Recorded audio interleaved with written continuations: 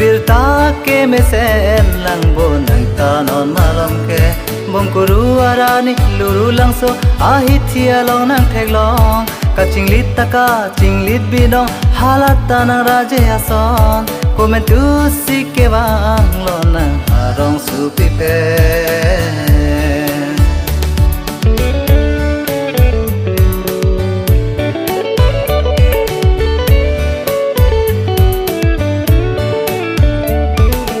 Korpi serlibon raje ke me ke nang hai mu aso kai ke le nang raje nang theklong sita me nang lang dor de ni binong tahun korpi serlibon raje ke me ke nang hai mu aso kai ke le nang raje nang theklong sita me nang lang dor de ni binong Haklim so penon kuan seng hang ne nang phan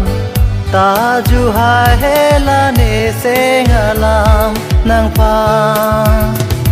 Komentusi Kevang lo nang harong su pi pen birta ke mesen lang bon nang tanon malom ke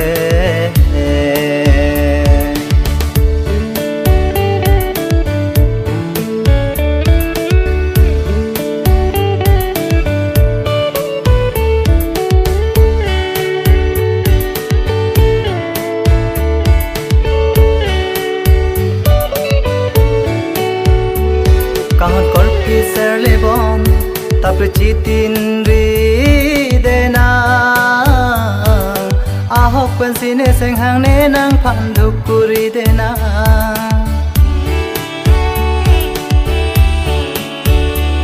Kahon korpi serlibon tapre chitin ri dena ahok pensine seng hang ne nang phan dhukuri dena Nang raje lene theklong sita ne ko a la ne sengwe kang sam ne nang pha Komentusi Kevang lo nang harong su pi pen birta ke mesen lang bon nang tanon malom ke bongkuru arani luru langso ahithia long nang theklong ka chinglit taka chinglit bilong halata nang raje ason Komentusi Kevang lo nang harong su pi pen